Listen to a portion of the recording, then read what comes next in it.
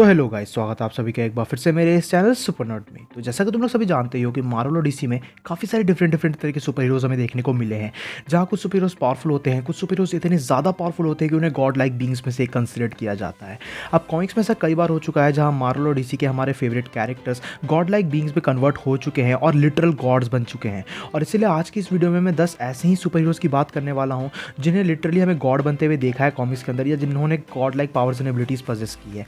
अब यहाँ मैं सिर्फ मार्वल और डीसी कॉमिक्स से रिलेटेड ही कैरेक्टर्स को इंक्लूड करूंगा, और ऐसे तो काफ़ी सारे कैरेक्टर्स हैं जिसको इंक्लूड किया जा सकता था, लेकिन मैंने बस यहाँ इस लिस्ट के लिए 10 ही सुपर हीरोज़ को इंक्लूड किया है। और ये एक रैंडम रैंकिंग वीडियो होने वाली है, तो ज़रूरी नहीं है कि जो कैरेक्टर लिस्ट में नंबर 10 पे हो वो सबसे वीक हो, जो नंबर 1 पे वो सबसे ज़्यादा पावरफुल। इन्हें मैंने अपने हिसाब से रैंडमली कहीं पर भी रैंक कर लिया है। तो जब इतनी बकवास हो चुकी है तो अब without wasting any more time चलिए शुरू कर लेते हैं आज के अमेजिंग वीडियो को।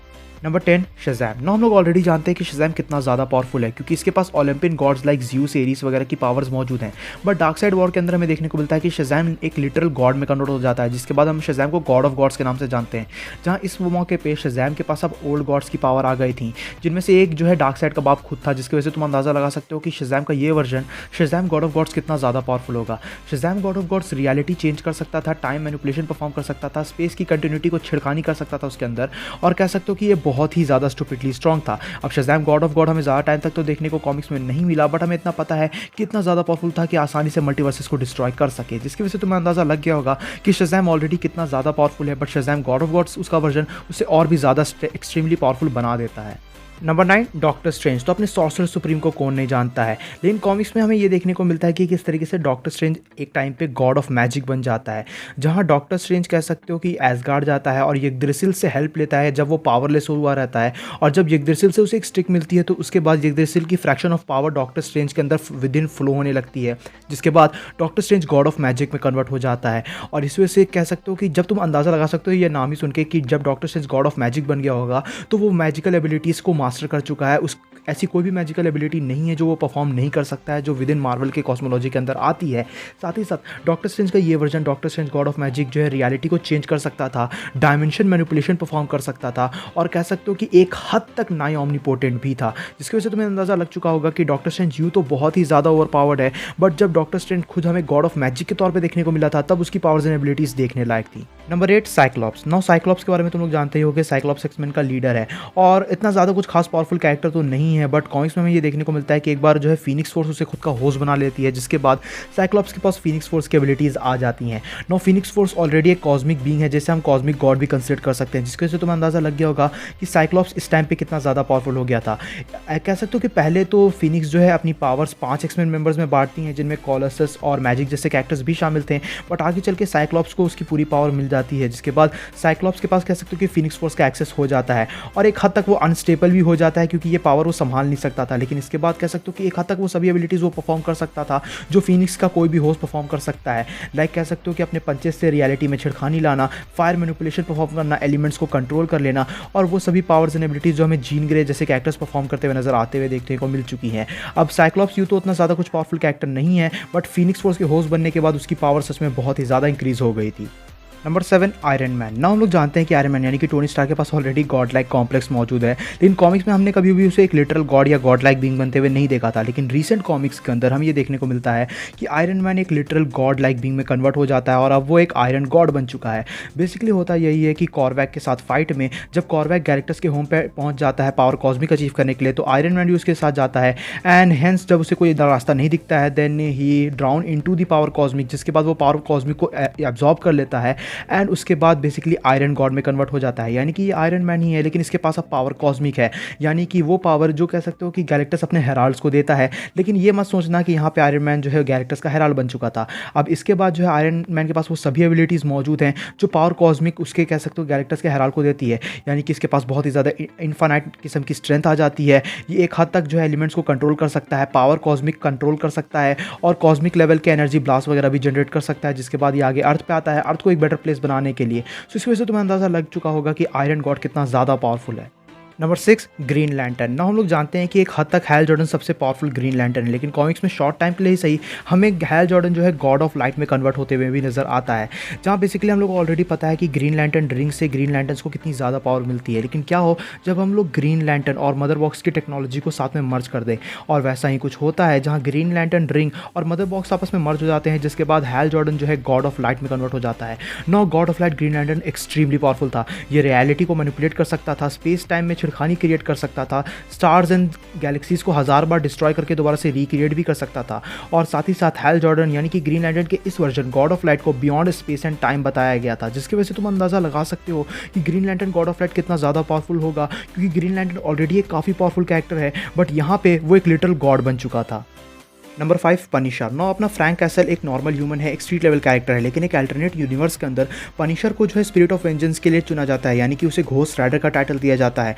और घोस्ट राइडर को उसकी पावर्स मिलती है ज़ेराथोस नाम के एक स्काई फादर से। लेकिन चीज़ यहाँ पे खत्म नहीं होती है। ये अपना ये पनिशर यानी कि Ghost Rider basically cosmic Ghost Rider है, क्योंकि इसके पास स्पिरिट ऑफ वेंजेंस यानी कि ज़ेराथोस की पावर्स तो है ही, साथ ही साथ ये गैलेक्टस का हेराल्ड भी है, यानी कि इसके पास पावर कॉस्मिक का भी एक्सेस निकल के आता है। नो पनिशर यानी कि फ्रैंक कैसल यहाँ पे कॉस्मिक घोस्ट राइडर बन चुका था, जहाँ इसके पास पावर कॉस्मिक का एक्सेस था, जिसकी वजह से ये प्लैनेट्स और गैलेक्सीज की धज्जियां उड़ा सकता था। साथ ही साथ इसके पास वो सभी पावर्स एंड एबिलिटीज़ मौजूद थी जो घोस्ट राइडर के पास हमें देखने को मिलती हैं। और तो और इसके पास एक बहुत ही ज़्यादा गजब किस्म की स्पेस बाइक भी थी, जो ये स्पेस में ट्रैवल करने के लिए यूज़ कर सकता था। तो ओवरऑल अगर देखा जाए तो पनिशर का ये वर्जन एक लिटरल गॉड से कम नहीं था। नंबर 4 दी फ्लैश। नो फ्लैश ऑलरेडी काफ़ी पावरफुल एक काफ़ी फास्ट बीइंग है, लेकिन कॉमिक्स में हमें जो है फ्लैश एक लिटिल गॉड में कन्वर्ट होते हुए देखने को मिल चुका है, जहां वो न्यू गॉड ब्लैक रेजर की जगह ले लेता है और गॉड ऑफ डेथ में कन्वर्ट हो जाता है। नाउ यहाँ पे फ्लैश जो है डीसी मल्टीवर्स का सबसे फास्टेस्ट बीइंग बन चुका था, यानी कि डीसी मल्टीवर्स में फ्लैश गॉड ऑफ डेथ से ज़्यादा फास्ट कोई और कैरेक्टर था ही नहीं। और इसके पास इतनी ज़्यादा पावर्स एंड एबिलिटीज़ मौजूद थी, जहाँ ये मॉलिक्यूलर लेवल पे जो है सामने वाले कैरेक्टर के स्ट्रक्चर को चेंज कर सकता था, रियलिटी को बड़ी हेविली मैनिपुलेट कर सकता था अपनी स्पीड के साथ, टाइम में ट्रैवल कर सकता था, चीज़ों को आसानी से डिस्ट्रॉय कर सकता था। और इसके पंचेस भी बहुत ही ज़्यादा कह सकते हो कि पावरफुल थे, जो लाइटनिंग समन तक कर सकते थे। बट इन सब के अलावा flash God of death possess करता था डेथ टच, यानी कि वो जिस भी कैरेक्टर को कह सकते हो कि छुएगा उसकी वो जान ले सकता है, जिसकी वजह से ये कह सकते हो कि फ्लैश का एक काफ़ी ज़्यादा पावरफुल वर्जन था और फ्लैश लिटरली एक गॉड बन चुका था। Number 3 Batman. नाउ ये चीज़ हम सभी जानते हैं कि अपना the dark night DC universe के डीसी मल्टीवर्स के सबसे स्मार्टेस्ट सबसे इंटेलिजेंट कैरेक्टर्स में से एक है, लेकिन हमें कॉमिक्स में ये भी देखने को मिल चुका है कि कैसे बैटमैन जो है गॉड ऑफ नॉलेज में कन्वर्ट हो जाता है। अब जो कैरेक्टर ऑलरेडी बहुत ही ज़्यादा इंटेलिजेंट हो, अगर उसे गॉड ऑफ नॉलेज बना दिया जाए तो उसकी इंटेलिजेंस किस लेवल की होगी तुम अंदाज़ा भी नहीं लगा सकते हो। जहाँ हमें देखने को मिलता है कि किस तरीके से बैटमैन मोबियस चेयर पर बैठ जाता है, जिसके बाद उसे जो है डीसी कॉस्मोस की हर नॉलेज मिल जाती है, यानी कि इस मोमेंट पर बैटमैन से ज़्यादा इंटेलिजेंट कैरेक्टर पूरे डीसी कॉस्मोस में शायद ही कोई था। और इसी वजह से वो बैटमैन बहुत ही ज़्यादा ओवर पावर्ड था। यहाँ पे बैटमैन एक नाई ऑमनीपोटेंट कैरेक्टर बन चुका था, जहाँ जिसकी पावर्स एंड एबिलिटीज़ की कोई भी जो है लिमिट नहीं थी। जितना ज़्यादा पावरफुल हमें मेट्रॉन देखने को मिला है न्यू गॉड, उतना ही पावरफुल बैटमैन इस मोमेंट पे बन चुका था। और इवन कह सकते हो कि बैटमैन को ये तक बताया गया है कि वो मोबियस चेयर के लिए एक बेटर कंसिडर्ड कैरेक्टर था कंपेयर टू मेट्रॉन, जिससे हमें ये पता चलता है कि बैटमैन गॉड ऑफ नॉलेज कितना ज़्यादा सुपीरियर लेवल का कैरेक्टर था। वो बात अलग है कि आगे चल के कि बैटमैन को उसकी गॉड ऑफ नॉलेज वाली पावर्स करप्ट करने लगती है, इस वजह से बैटमैन इस ओहदे को छोड़ देता है, बट स्टिल ये एक बहुत ही ज़्यादा पावरफुल वर्जन था बैटमैन का। Number 2 Spiderman. अब हम लोग जानते हैं कि अपना फ्रेंडली नेबरहुड स्पाइडरमैन एक बहुत ही पॉपुलर कैरेक्टर है, लेकिन कॉमिक्स में हमने इसे एक लिटिल गॉड बनते हुए भी देखा है। जब कॉमिक्स में स्पाइडरमैन कैप्टन यूनिवर्स की जगह ले लेता है, कैप्टन यूनिवर्स का नया होस्ट के तौर पर हमें देखने को मिलता है, यानी कि बेसिकली स्पाइडरमैन को एनिग्मा फोर्स की पावर मिल जाती है, वही सेम पावर जिससे जो है नल को जो है वेनम ने हराया था। अब अगर देखा जाए तो स्पाइडरमैन यानी कि कैप्टन यूनिवर्स स्पाइडरमैन बहुत ही ज़्यादा ओवर पावर था, जो एक हद तक कंप्लीट इनवनरेबल था, रियलिटी को मैनिपुलेट कर सकता था, स्पेस टाइम में मैनिपुलेशन परफॉर्म कर सकता था, और कह सकते हो कि मार्वल की कंटिन्यूटी में छिड़खानी भी कर सकता था। ये कैरेक्टर इतना ज़्यादा पावरफुल था, स्पाइडरमैन का ये वर्जन इतना ज़्यादा पावरफुल था, जो लिटरल कह सकते हो कि सेकंड्स में गैलेक्सीज की क्रिएशन कर सकता था और यूनिवर्सेस को डिस्ट्रॉय भी कर सकता था, जिसकी वजह से तुम अंदाज़ा लगा सकते हो कि स्पाइडरमैन जो है यहाँ पे एक लिटिल गॉड बन चुका था। और इस वजह से कैप्टन यूनिवर्स स्पाइडरमैन के सबसे पावरफुल वर्जन्स में से भी एक है।